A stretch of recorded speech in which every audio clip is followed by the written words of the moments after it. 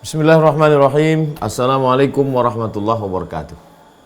Alhamdulillah wassalatu wassalamu ala rasulillah. Allahumma salli ala sayyidina Muhammad wa ala ali sayyidina Muhammad. Allahumma allimna ma yanfa'una wa anfa'na bima 'allamtana innaka antal alimul hakim. Rabbi shrah li sadri wa yassir li amri wahlul 'uqdatam min lisani yafqahu qawli. Allahumma faqihna fid din, dalamkan ilmu agama kami, wa 'allimna ta'wil, ajarkan kami pemahaman yang benar. Warzuqna fahmal mursalin, berikan kami pemahaman seperti yang kau berikan kepada para nabi-nabimu, wali-walimu, ya arhamar rahimin. Engkau lah maha penyayang di antara semua yang penyayang. Bang Alvin Firdaus beserta seluruh tim yang ada di Pontianak, tim yang ada di Riau, bapak-bapak, ibu-ibu, abang, kakak, adik, kawan, sahabat hijrah bersama Ustadz Abdul Somad yang dimuliakan Allah Subhanahu wa taala. Mulia karena iman dan Islam, mudah-mudahan istiqomah dalam iman dan Islam. Tema kita malam ini tentang kecewa. Kecewa itu adalah rasa tidak senang disebabkan tidak sesuai harapan. Jadi 4 poin. Yang pertama, rasa. Yang kedua, tidak menyenangkan. Yang ketiga, disebabkan. Yang keempat, tidak sesuai harapan. Kita jelaskan satu persatu. Yang pertama tentang rasa dulu. Bahwa yang namanya kecewa ini bukan benda. Bukan rumah, bukan mobil, bukan tangan, bukan fisik. Tapi dia adalah perasaan di dalam. Kalau sudah bercerita tentang perasaan, maka ada rasa like and dislike. Suka dan tak suka, senang dan tak senang. Masuk poin yang kedua. Tidak menyenangkan. Rasa bahagia, rasa senang, rasa sesuatu yang membuat hati berbunga-bunga, ini menyenangkan. Rasa terbagi dua, satu senang, satu tak senang. Yang tidak menyenangkan, putus asa, kecewa, sedih, takut. Dia masuk ke dalam cabang dari sedih. Kalau takut itu akan datang. Takut mati, takut sakit, takut nganggur, takut. Itu takut sesuatu yang belum terjadi. Kalau sedih, sesuatu yang sudah terjadi. Dan kecewa itu adalah masuknya ke dalam jenis yang sudah terjadi. Belum pernah ada orang kecewa kepada sesuatu yang akan terjadi. Saya kecewa nih dengan si Anu. Kenapa? Inilah nanti akan datang. Oh, nggak bisa. Itu berarti takut. Cemas itu akan datang. Dia cabang dari sedih. Takut, sedih. Lalu kemudian cabang dari sedih tadi kecewa. Lalu kemudian putus asa, kehilangan harapan. Dilanjutkan dengan stres. Akhirnya depresi. Akhirnya bunuh diri. Nah, jadi kecewa ini kebanyakan orang bunuh diri berawal dari kekecewaan yang amat sangat dalam. Rasa tidak senang disebabkan, jadi ada penyebabnya. Bukan tidak angin, tak ada angin, tak ada hujan, tiba-tiba datang saja, tidak begitu. Ada penyebabnya, disebabkan ada pemicunya, atau dia sesuatu yang menumpuk.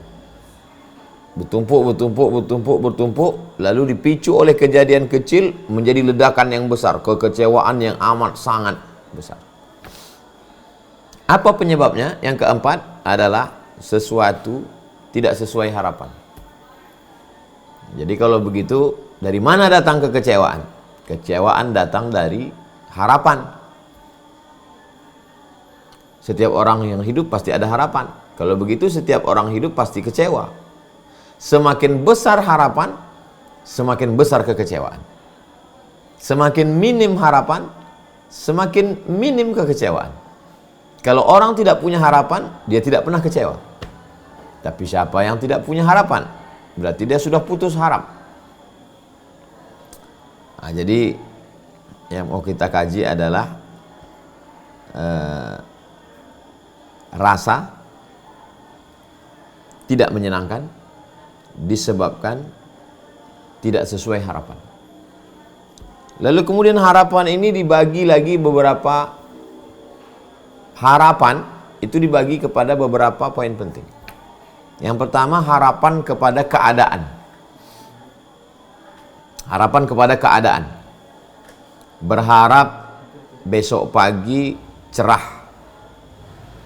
Ternyata hujan lebat, mendung, banjir, kecewa dengan keadaan.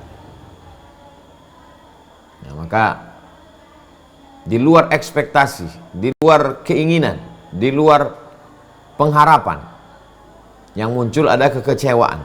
Orang kalau kecewa itu bisa jadi dua. Kalau dia meledak-ledak, dia menjadi marah, maka orang mencaci maki hari. Apa ini? Yang kedua, tidak marah, dia menjadi amat sangat sedih yang sangat dalam. Aduh, kok gini ya? Itu.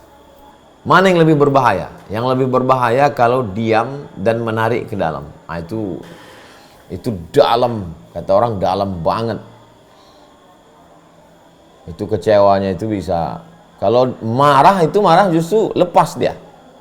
Meledak-ledak habis. Tapi kalau diam, menggerogot ke dalam seperti api dalam sekam, membara, membakar diri sendiri, habis. Kecewa terhadap keadaan. Salah satunya tentang cuaca. Siapa saja bisa terjadi, termasuk ustadz berharap nanti tausiah di Tanah Lapang stadion akan ada cuaca yang bersahabat. Ternyata hujan lebat. Jadi kalau begitu, bagaimana menghilangkannya? Apakah sebelum itu kita serahkan aja pada Allah? Ya terserahlah ya Allah, mau hujan mau apa aku terima saja. Tidak bisa begitu. Itu kita punya harapan, kita punya pilihan. Antara hujan lebat dengan ayam tentram, kita mau yang tenang. Karena jamaah bisa ramai datang. Pertama kita berusaha, berdoa, seperti malam penggalangan dana untuk Palestina. Kita selalu siap dua. Kepada jamaah harap bawa kresek, bawa plastik, bawa mantel hujan. Nanti kalau hujan kita siap-siap, kita sama-sama berdoa ya. Jadi di antara mengobati kekecewaan itu adalah siap mental untuk menghadapi apapun yang datang. Mau hujan siap, mau tidak hujan tentu saja lebih siap, karena memang itu harapannya. Dan ternyata tidak hujan, ya alhamdulillah. Andai turun hujan, jamaah sudah siap. Kita sudah besarkan hati jamaah. Saudara kita di Palestina sedangkan hujan peluru aja, hujan TNT 30 ton mereka tahan. Masa kita hujan air kita nggak kuat? Jadi kita udah siapkan. Mungkin beban beratnya ini semen 1 sak 50 kilo. Beda antara orang siap dengan tidak siap. Kalau kita udah kasih tahu, ini nanti ada semen 1 sak beratnya 50 kilo, dia siap. Tapi kalau dia tidak tahu, dia sangka bungkus kerupuk, rupanya bungkus semen. Walaupun beratnya sama, kesiapan mental tidak ada. Jadi siap apapun yang terjadi, walaupun kita tetap punya harapan. Ada usaha, ada ikhtiar, berdoa kepada Allah, setelah itu bertawakal. Bismillah tawakkalna 'ala Allah, la haula wala quwata illa billah. Ternyata terjadilah apa yang terjadi. Beberapa kali kita mengalami itu. Hujan lebat di Pasaman Barat, di Pontianak Al-Gadriyah. Kita menganggap ya selalu ada hikmahnya. Allah mau menunjukkan siapa yang kuat ngaji antara orang yang hanya sekedar basa-basi yang memang betul-betul ngaji. Oh, ternyata beginilah kuatnya orang Pontianak di depan istana Al-Gadriyah. Tidak beranjak sedikit pun. Oh, ternyata beginilah waktu di Lampung, di Tanah Lapang tentara itu. Begitu juga di Pasaman Barat, tidak beranjak sedikit pun. Basah-basah semua. Dan di beberapa tempat lain yang mohon maaf kalau jamaah ingat saya terlupa. Jadi selalu ada hikmah yang diberikan Allah bagi orang yang memandangnya dengan pandangan hikmah.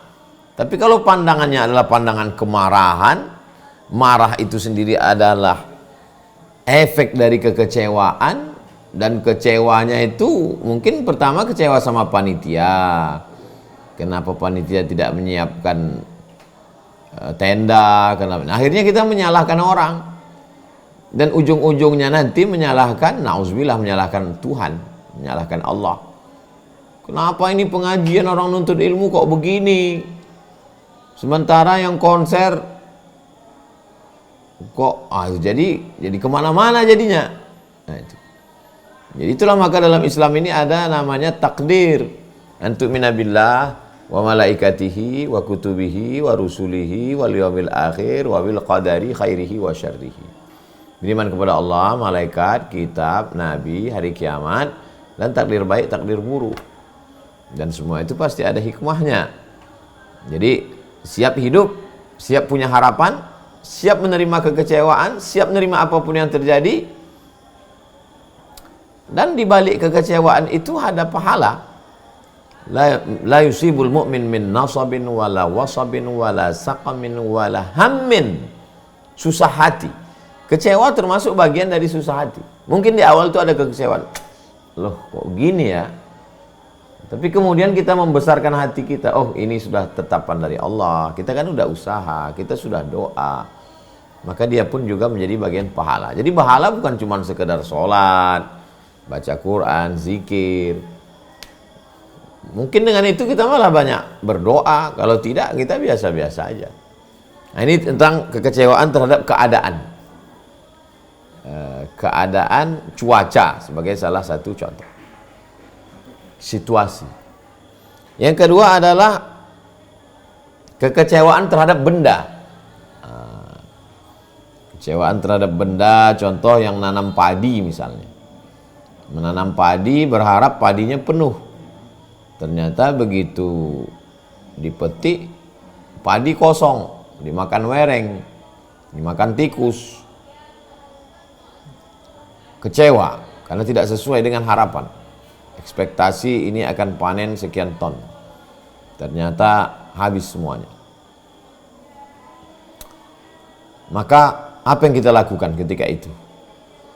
Tidak ada yang bisa dilakukan selain menarik napas panjang, mengingat Allah Subhanahu wa taala, bahwa hubungan saya dengan Allah ini bukan antara majikan dengan pembantu, bukan antara bos dengan karyawan. Hubungan kita dengan Allah ini adalah antara khaliq dengan makhluk. Kita dengan Allah ini nggak bisa komplain seperti karyawan kepada direktur. Hubungan kita dengan Allah ini kal mayyit baina man yaghsiluhu, seperti mayat dengan orang yang memandikannya. Saya kalau sudah jadi mayat dimandikan orang, mau dibelokkannya kepala, mau dibengkokkannya tangan, mau kaki, itu terserah dialah. Begitulah hubungan kita dengan Allah Subhanahu wa taala. Tapi silap-silap mengkaji masalah ini orang nanti jadi apatis. Saya tidak mau juga kita mengkaji masalah kecewa ini, mengembalikannya kepada Allah, lalu kita menjadi orang yang jabriyah. Nah, udahlah kita seperti wayang aja. Mau dipukulkan kemana terserah. Kamu nggak nanam padi musim ini? Ya terserah aja lah, saya nggak ada. Nanti kalau saya tanam padi saya ada harapan. Kalau saya ada harapan akan ada kekecewaan. Supaya nggak kecewa ya nggak usah ada harapan. Nggak ada harapan ya nggak usah nanam padi. Oh, itu apatis namanya. Itu jabriyah, bukan ahlus sunnah wal jamaah. Terus yang ahlus sunnah jamaah itu gimana? Tetap tanam padi, cari bibitnya, siapkan tanahnya, sawahnya, dibajak, dipupuk, ditanam. Setelah itu berdoa kepada Allah Subhanahu wa taala. Kalau panen ini berhasil ya Allah, aku akan keluarkan zakat, aku akan bersedekah. Seandainya terjadi tidak seperti yang diharapkan, berikan aku kesabaran. Maka kita benar-benar siap menerima apapun yang datang. Ditakdirkan Allah Subhanahu wa taala, ternyata targetnya panennya 2 ton, ternyata 5 ton. Makin besar syukurnya, makin tinggi zakatnya, makin banyak sedekahnya, makin banyak alhamdulillahnya. Ternyata target 2 ton yang dapat cuma 100 kilo. Untuk pupuk, untuk upah bajak pun tak dapat. berarti Allah sebenarnya ingin kasih pahala dari pintu lain. Kalau pintu yang pertama itu pintu syukur, pintu yang kedua ini namanya pintu sabar. Ada dua pintu, pintu kanan, pintu kiri. Kalau dapat banyak pintu syukur, dapat kurang pintu sabar. Makin banyak kurangnya, makin tinggi sabarnya, makin banyak pahalanya. Innama yuwaffas sabiruna ajrahum bighairi hisab. Nah, ini tentang masalah benda. Benda ini banyak sekali cabangnya. Beli motor, rencana dapat motor yang bagus, mau pulang Idul Fitri, pulang ke kampung. Ternyata second pun tak dapat. Akhirnya rental. Ternyata rental motor yang udah banyak dibolak-balik dipakai orang, di tengah jalan rusak, mati. Sampai ke rumah orang sudah sholat Idul Fitri. Itu kecewanya luar biasa itu. Kecewa nanti ditanya orang, kecewa tidak sempat bersalaman, kecewa berubah menjadi marah. Bisa dibakarnya, bisa dicampakkannya, bisa ditendangnya, bisa mengamuk, bisa nggak jadi pulang. Tapi bisa juga jadi menjadi diam, menggerokot dia ke dalam. Aduh kok gini ya.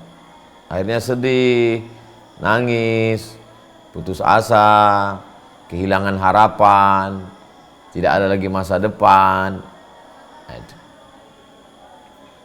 Makanya yang bisa menguatkan itu, ya kalau orang yang tidak terikat dengan Islam, dia pasti akan mengatakan, psikolog-psikolog yang nasionalis, dia akan mengatakan kembali ke agama masing-masing ya Bapak Ibu. Tapi kalau kita sebagai seorang muslim, ya kembalinya inna lillah wa inna ilaihi raji'un. Innallaha katabal maqadir. Allah sudah menuliskan takdir 50 alfasanah, 50.000 tahun qabla an yakhluqas samawati wal ard, sebelum Allah menciptakan langit dan bumi. Apa yang saya alami hari yang terjadi ini sudah ditetapkan Allah Subhanahu wa taala. Saya jalani saja. Saya kan sudah ikhtiar, saya kan sudah usaha. Terus apa bedanya dengan Jabariyah aliran sesat, Ustadz? Jabariyah itu sebelum usaha sudah berserah duluan. Kalau ahlu sunnah tidak. Ahlu sunnah itu ada al-kasbunya. Kasbu itu usaha. Udah usaha, kerja, pasang target, ternyata tidak sesuai. Ya tidak ada jalan lain kecuali ridha, menerima ketetapan Allah. Itu menghilangkan kekecewaan. Selalu ditancapkan ke dalam kepala bahwa ini sudah tertulis 50.000 tahun sebelum Allah menciptakan langit dan bumi. Setiap terlintas kekecewaan, pukul dengan itu. Begitu datang dia terlintas, langsung segera pukul. Wasta'inu bis sabri, tahan, wassalah. Salat, ya makna salat, ambil wudhu, salat. Salat makna yang lain adalah zikir, ingat Allah. Salat maknanya doa. Salat memang betul-betul salat, ambil salat sunat. Terserah, salat sunat duha, kalau malam salat sunat tahajud, salat sunat hajat, salat sunat taubat, salat sunat mutlak, salat sunat minta supaya diberikan Allah kekuatan. Salat maknanya zikir. Subhanallah bihamdihi, subhanallahil azim, Allahumma sholli ala sayyidina Muhammad. Menguatkan hati. Salat dengan makna doa. Ya muqallibal qulub, engkau yang membolak-balikkan hati, kuatkan aku ya Allah, kuatkan aku ya Allah, kuatkan aku ya Allah. Kembalinya memang mesti kepada Allah Subhanahu wa taala. Setiap kali pikiran itu berkalau-kalau, kalaulah kemarin, kalaulah kemarin, kalaulah kemarin. Kalau itu adalah pintu setan masuk, kunci pertama kalau. Maka kalaunya itu dibuang. Orang yang sibuk berzikir tidak sempat dia berkalau-kalau. Subhanallah bihamdihi, subhanallahil azim, subhanallah bihamdihi, subhanallahil azim, subhanallah bihamdihi, subhanallahil azim. Atau dia istighfar, astaghfirullahalazim, astaghfirullahalazim, astaghfirullahalazim, astaghfirullahalazim, astaghfirullahalazim. Nah, jadi kalau dia pergi ke rumah-rumah spiritual, nanti masternya akan mengatakan, pejamkan mata, kosongkan pikiran, jangan ingat apapun, hilangkan semua, konsen pada nafas, tarik nafas, tahan sejenak, hembuskan nafas dari mulut. Sebenarnya dia ingin mengalihkan konsentrasi kita, yang sebelumnya kita konsen terhadap masalah kita itu. Kenapa kemarin aku investasi ini, kenapa kemarin ini, kenapa nggak dengar omong ini, kenapa nggak di sini. Itulah yang jahat di kepala itu. Makanya selalu mereka mengatakan how you can stop your mind. Bagaimana Anda bisa menghentikan pikiran Anda? Karena yang jahat itu pikiran. Akhirnya diajak untuk mendengar gemericik air terjun, mendengar suara kicau burung, memperhatikan hembusan napas, tarik, hembus. Sebenarnya kita sedang diajak untuk out the box, keluar dari kotak. Ini ibarat kita di dalam kotak, ada gas bocor di situ. Jadi si master ingin mengajak keluar dari ruangan gas bocor ini, pindah ke ruang lain. Dengan cara memperhatikan napas, dengan cara menyebut nama-nama tertentu. Kalau di dalam Islam, kita disuruh baca Quran. Ketika kita baca Quran, kita fresh. Karena kita udah keluar dari situ. Bismillahirrahmanirrahim. Yasin. Wal Qur'anil Hakim. Innaka laminal mursalin. Ala siratim mustaqim. Ini udah stop ini. Makanya baca Quran itu dengan suara. Bingung saya Pak Ustadz, kata Habib ini banyak sholawat. Allahumma salli ala sayyidina, Allahumma salli ala sayyidina Muhammadin tibbil qulubi wa dawaiha. Sebenarnya Habib ingin mengeluarkan kita dari kotak kekecewaan itu dengan cara sholawat. Pergi ke orang tarekat, kata Syekh tarekat, banyak zikir Allah, Allah, Allah, Allah, Allah, Allah, Allah, Allah, Allah, Allah.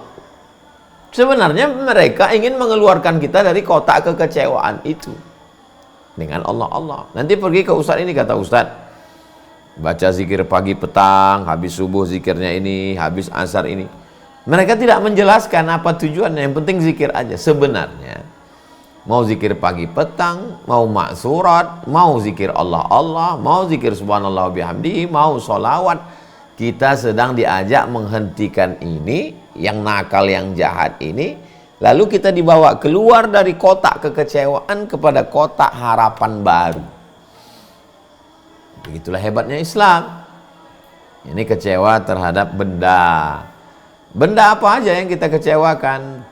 Terhadap rumah, terhadap kendaraan, terhadap perhiasan, terhadap kehilangan, terhadap bangunan, dan lain-lain, kekecewaan. Yang ketiga adalah kecewaan terhadap person, orang. Kecewa terhadap pasangan. Berharap pasangan itu ya yang wah, sesuatu yang tidak salah, namanya manusia tetap ada harapan-harapan. Tapi lalu kemudian maka muncul kekecewaan. Beda sama benda. Kalau benda tak bisa kita rubah. Tapi kalau manusia, dia bisa dirubah. Maka ada nasihat, ada perubahan terhadap anak. Anak disekolahkan, habis sekolah dipondokkan, habis pondok dikuliahkan. Ternyata pulang tidak seperti harapan teman-temannya, muncul kekecewaan. Maka di sana ada nasihat. Nasihat bisa langsung dari mulut sendiri, nasihat dari orang lain. Disampaikan bahannya dari kita, tapi lisannya pinjam lisan orang lain. Lisan ustadz, lisan tokoh masyarakat yang menyampaikan ke dia bahwa ayah kamu, ibu kamu itu harapannya besar ke kamu. Lalu kemudian introspeksi diri. Ini jangan-jangan karena saya kasih makan haram. Jangan-jangan dulu saya juga kepada orang tua saya mengecewakan, sehingga kalau hari ini saya dikecewakan, ya ini cara menebus dosanya. Karena di antara dosa durhaka pada orang tua itu, kita juga akan mengalami hal yang sama. Itu DP-nya di dunia. Di akhirat mudah-mudahan Allah mengampuni. Kecewa terhadap tetangga, kecewa terhadap teman, kecewa terhadap atasan, kecewa terhadap begitu banyak target-target kita dalam hidup, dan ternyata tak sesuai dengan yang kita harapkan. Akhirnya kita jatuh dalam lubang kekecewaan. Semakin dalam kita biarkan diri kita, semakin tenggelam, semakin sakit, semakin merana, semakin kecewa, semakin putus asa, semakin depresi, makan obat tidak selesai, konsultasi, konsultan juga tidak memberikan solusi, dia kasih obat tidur, akhirnya fatal, bunuh diri. Makanya tidak ada jalan lain, ya ayyuhalladzina amanu, hai orang beriman, ista'inu, minta tolong, bisabri, dengan sabar, wassalah, sholat. Minta tolongnya hanya kepada Allah. Inna lillah, kita dari Allah, wa inna ilaihi raji'un, dan kita pun akan kembali kepada Allah Subhanahu wa ta'ala. Ustadz mengalami kekecewaan dalam hidup ya. Saya sudah menyusun bahwa saya nanti akan ke Mesir tahun 98, selesainya 2002, 4 tahun. Habis itu nanti saya akan langsung ke Sudan, berarti 2 tahun. Habis itu nanti saya akan lanjut lagi S3, 3 tahun. 3, 2, 3, berarti 9 tahun. Sebelum umur 30 saya mesti doktor. Berarti kalau sudah doktor nanti saya akan pergi ke Malaysia, membawa ijazah saya itu, ijazah S1, S2, S3 akan saya bawa ke Malaysia atau ke Brunei Darussalam, karena saya tidak ada harapan di Indonesia karena saya tak punya orang dalam. Susah kalau untuk lulus jadi dosen, maka saya terpikir berarti saya modal ijazah itu saya akan jadi dosen nanti di Kuala Lumpur sebelum umur 30. Kalau saya sudah jadi dosen, saya akan jemput emak dari kampung, saya akan bahagiakan dia. Ternyata tidak sesuai, baru S1 sudah pulang. 2002 pulang, pontang-panting di Malaysia 1 tahun. Habis dari Malaysia ke Maroko 2 tahun. Dari Maroko pun nggak bisa langsung S3, pulang dulu. Pontang-panting setahun, habis itu baru lulus dosen. Tapi setelah saya urut-urut ke belakang, andai dulu mulus-mulus aja, mungkin dalam dunia sukses tadi, sukses. Tapi ternyata dunia ini tidak sesimpel yang dibayangkan. Mungkin secara studi saya akan lulus S1, S2, S3. Tapi untuk menghadapi hidup diperlukan ketangguhan. Dan skenario Allah itu lebih indah. Dibuatnya saya di Malaysia dulu, transit dulu di UKM, tinggal di Kajang, merasakan universitas yang paling berhasil mendidik adalah universitas penderitaan, mengalami berbagai macam untuk lebih menguatkan. Pergi ke Maroko, pulang dari Maroko, sempat di Jakarta, di Bogor, lalu pulang ke Pekanbaru jadi dosen, habis itu baru S3. Jadi setelah direnung, bandingkan antara proposal kita dengan yang dituliskan Allah, oh lebih hebat yang punya Allah. Ternyata proposal saya ini mulus-mulus aja. Kalau mulus-mulus aja, ya kendaraannya kendaraan yang biasa aja. Tapi kalau jalan berlumpur, naik ke batu tilam, itu kendaraan yang dahsyat, yang luar biasa. Kalau hanya danau yang tenang-tenang, itu bahteranya biasa, nakodanya pun biasa. Tapi kalau angin puting beliung, karangnya tajam, kapalnya tangguh, nakodanya pun luar biasa. Tapi kita baru bisa ngomong begitu kan setelah melewati. Ketika sedang berada di tengah pukulan ombak yang dahsyat itu, maka yang menolong kita itu ya teman, ya saudara. Orang yang menang, dia punya banyak teman. Orang yang kalah, dia punya sahabat sejati. Nah, jadi ketika kita sedang berada di pukulan angin kencang itu, ingatlah siapa yang memberikan kita kekuatan. Siapa orang-orang yang menyabarkan kita. Itu teman yang jangan sampai dilepas. Karena mereka adalah obat segala kekecewaan. Kekecewaan itu bisa dihilangkan dengan persahabatan, persaudaraan. Maka persaudaraan karena Allah Subhanahu wa ta'ala. Makanya kata Nabi, rajulani, 2 orang, tahabba fillah, berkasih sayang karena Allah, ijtama'a alaih, bertemu berkumpul karena Allah, wa tafarraqa alaih, berpisah pun juga karena Allah. Banyak teman ketawa, tapi tak banyak teman menangis. Nah, jadi di antara yang mengobati kecewaan itu adalah teman, sahabat. Kita kalau sedang kecewa itu seperti hanyut di sungai, semua kita tarik. Jangankan bambu lapuk, rumput lapuk pun kita tarik, karena kita sedang hanyut. Tapi ketika ada orang yang mengulurkan tongkatnya saat itu, wah itu luar biasa. Kebanyakan malah bertepuk tangan menikmati melihat orang hanyut. Tapi ketika ada satu orang yang mengulurkan tongkatnya, nah ini luar biasa. Jadi sebenarnya di balik itu ada hikmah-hikmah. Hanya saja melihat sesuatu dengan hikmah itu kan perlu kacamata. Bagaimana kita bisa nampak hikmah kalau kacamatanya belum kita pasang? Andai kacanya ada pun mata kita tertutup. Karena kita sedang kalut, sedang galau, sedang susah. Ada orang lain yang menarik tangan kita keluar dari tempat itu. Kak, ketika itu dia katakan, dunia ini luas loh. Apa yang kau alami ini belum ada apa-apanya dibandingkan dengan Nabi Ayub alaihissalam, dengan Nabi Nuh alaihissalam. Makanya orang selalu senang mendengar ceramah. Kami kalau dengar tausiah itu Ustaz, rasanya kok dada ini lapang gitu ya. Karena Ustaz biasanya bercerita tentang kesedihan, bercerita tentang musibah, bercerita tentang kematian, cerita tentang makna syukur, cerita tentang satu sisi kita sedang dikeluarkan. Kalau dalam keadaan kecewa di rumah, buka handphone, lihat update orang kok ya makin kecewa, lihat postingan orang makin dalam, nonton TV juga, maka tidak ada jalan lain kecuali ambil wudhu, berbisiklah ke tanah supaya malaikat-malaikat di langit memintakan rahmat kepada Allah Subhanahu wa taala. Karena tak ada lagi tempat mengadu di bumi. Lalu kemudian setelah itu kalau ada kawan sahabat yang menolong, maka itu teman sejati.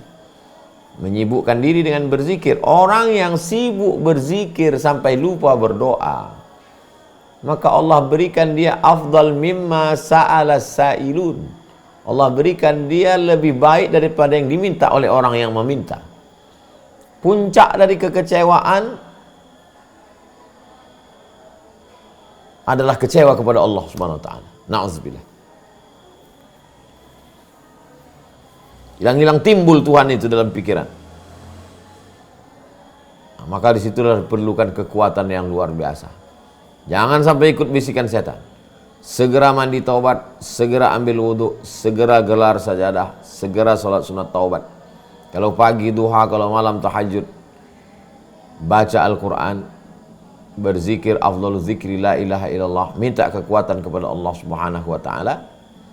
Maka dia ibarat kopi yang sedang diaduk. Kita biarkan sejenak, dia hening, lalu kemudian turun, ampas-ampasnya turun, dia akan bening kembali. Makanya ada orang yang mengatakan biarlah waktu yang akan menjawab. Itu betul. Karena tak bisa kita paksakan. Kita paksa hari ini harus bening, harus jernih, nggak bisa. Ibarat menggali sumur bor yang baru. Yang pertama itu mungkin butek, yang kedua mungkin bau, tapi nanti sehari, 2 hari, 3 hari dia akan bening dan jernih. Sofaul qalb, hati yang tulus, hati yang benih, hati yang jernih, hati yang bening.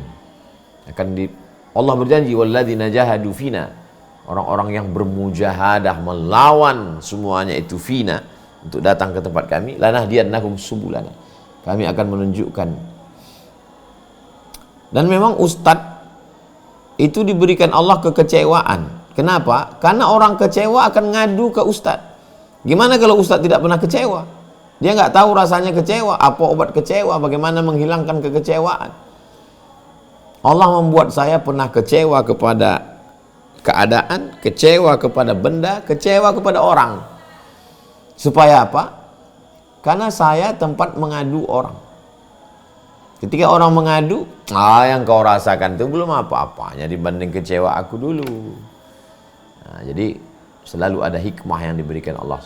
Sudah berakhirkah kecewaan itu? Belum tentu. Hidup kita masih panjang. Makanya jangan menulis biografi orang hidup. Karena belum tentu husnul khatimah. Makanya yang paling bagus diteliti itu orang yang sudah mati, meninggal dunia.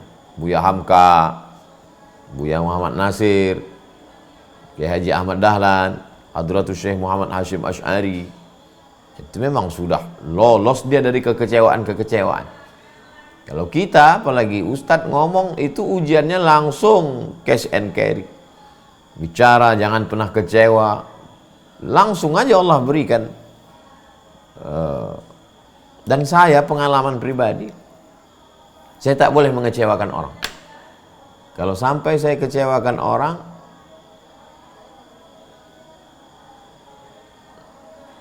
terasa tek dia, ini nanti kau pasti kecewa nanti. Dan tak lama saya berangkat dari Pekanbaru, macet, sampai di lokasi tempat acara sudah jam 9, orang sudah nunggu dari maghrib.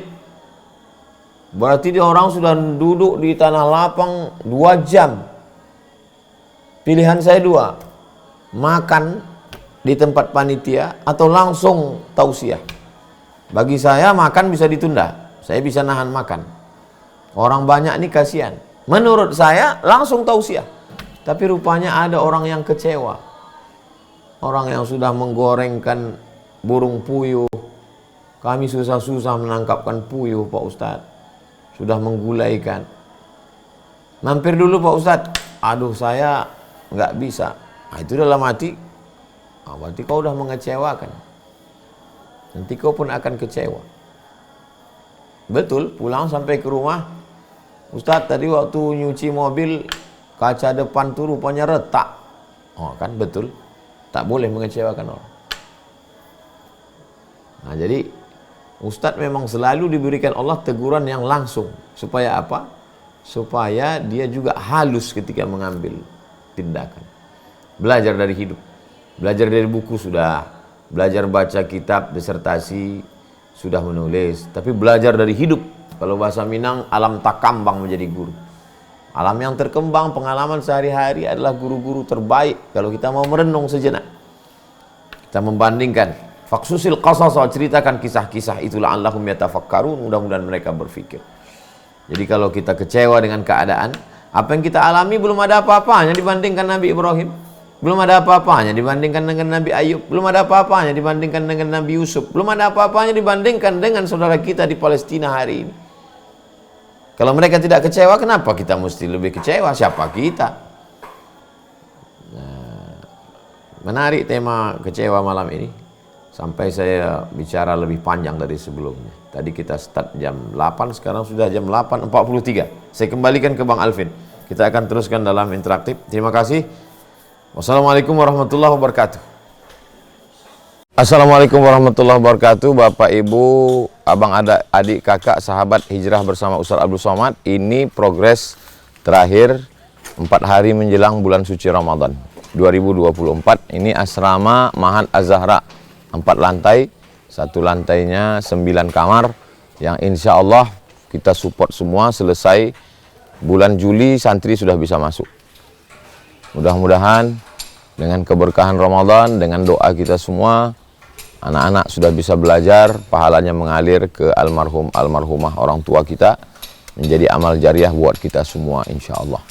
Selamat menunaikan ibadah puasa Ramadan 1445 Hijrah untuk semua Bapak, Ibu, abang, kakak, adik, sahabat hijrah bersama Ustaz Abdul Somad. Barakallahu fikum. Wassalamualaikum warahmatullahi wabarakatuh.